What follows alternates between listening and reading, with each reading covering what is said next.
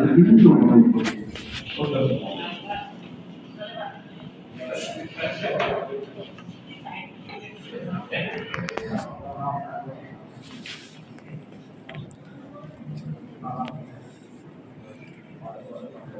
ধন্যবাদ প্রফেসর গোপাল কৃষ্ণ দাস।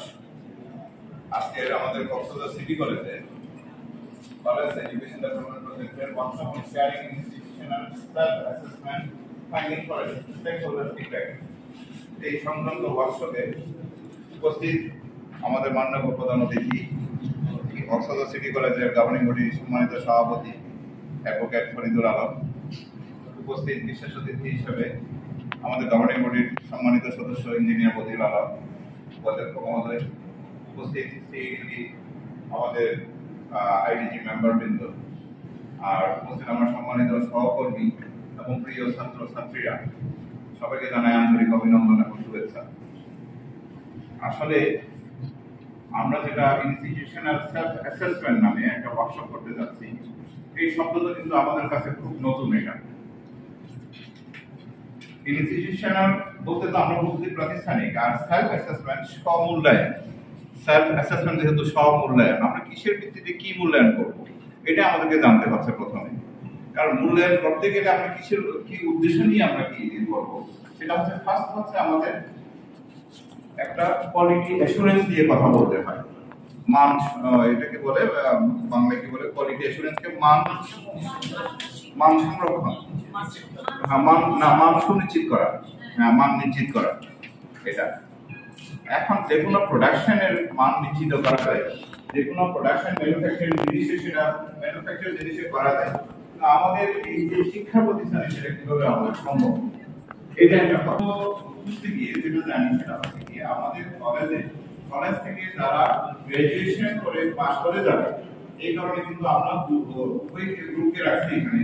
একটা হচ্ছে কি অ্যালামনাই, তার মানে যারা এখান থেকে পাস করে চলে গেছে, আর রানিং স্টুডেন্টের মধ্যেও যারা একটু বুঝতে সক্ষম। আমরা ফার্স্ট ইয়ার সেকেন্ড ইয়ারকে রাখি না, আমরা থার্ড ইয়ার ফোর্থ ইয়ার প্রথম মাস্টার্স স্টুডেন্টদের রেখেছি এই ধরনের। আর মানে এটা হচ্ছে আমাদের স্টেকহোল্ডারের মধ্যে ওরা যারা আমাদের গ্রাজুয়েট হবে, ওরা জব মার্কেটে গিয়ে বাস্তব জগতে গিয়ে ওদের অবস্থানটা কেমন হবে, ওদেরকে যদি গ্রহণ করতে পারে তাহলে কিন্তু আমাদের ওই কোয়ালিটি অ্যাসুরেন্সটা সেটা অ্যাসুর করা যায়, কোয়ালিটিটাকে অ্যাসুর করা যায়, কোয়ালিটিটাকে নিশ্চিত করা যায়। সেই উদ্দেশ্য নিয়ে আমাদের কিন্তু এই কার্যক্রমগুলো আমরা পরিচালনা করছি।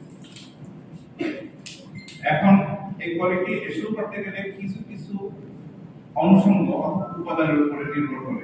সেটা হচ্ছে কি, কলেজের পরিবেশ, শিক্ষা প্রতিষ্ঠানের পরিবেশ, শিক্ষা প্রতিষ্ঠানের সুযোগ সুবিধা, শিক্ষা প্রতিষ্ঠানের যারা কর্মী হিসাবে আছে বিভিন্ন স্তরে, সেটা শিক্ষক এবং অশিক্ষক আমাদের।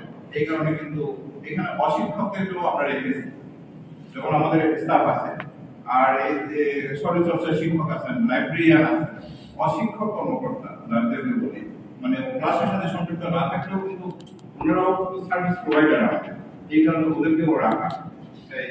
এইগুলো আমাদের মানসম্মত কিনা, আমাদের সক্ষমতা আছে কিনা। একটা হচ্ছে কি শিক্ষকদের দক্ষতা এবং মানসম্মত কিনা, সক্ষমতা আছে কিনা। আর যারা শিক্ষকতা ছাড়াও অন্যান্য সার্ভিস আমাদেরকে দিয়ে থাকে, তাদেরও দক্ষতা আছে কিনা। এইগুলো নিয়ে আমরা সার্ভে করেছিলাম। শুরুতে আমরা শিক্ষকদের কাছ থেকেও সার্ভে করেছিলাম, স্টুডেন্টদের কাছ থেকেও সার্ভে করেছিলাম।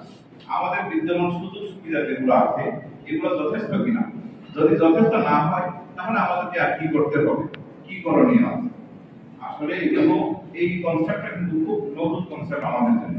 এটা শুধুমাত্র ইউনিভার্সিটি গ্র্যান্ট কমিশন কর্তৃক বেশ কিছু ইউনিভার্সিটি এটা করা হয়েছে, কলেজগুলোতে এই সুযোগ সুবিধাটা দেওয়া হয় না। বাংলাদেশ এডুকেশন কাউন্সিল কর্তৃক মান নির্ধারণ। আমরা সৌভাগ্যবান, শিক্ষা মন্ত্রণালয় এবং জাতীয় বিশ্ববিদ্যালয় মিলে ওয়ার্ল্ড ব্যাংকের সহায়তায় কলেজ এডুকেশন ডেভেলপমেন্ট প্রজেক্টের মাধ্যমে যে 120টা কলেজকে মান উন্নয়নের জন্য করা হয়েছে, সেখানে আমাদের কলেজ অন্তর্ভুক্ত আছে বিধায় আমরা এই সুযোগটা পেয়েছি। 120টা কলেজের মধ্যেও কিন্তু মাত্র 25টা কলেজকে এই প্রোগ্রামে অন্তর্ভুক্ত করা হয়েছে, সবাইকে না। 35টা কলেজের মধ্যে চট্টগ্রাম বিভাগে মনে হয় কক্সবাজার সিটি কলেজ ছাড়া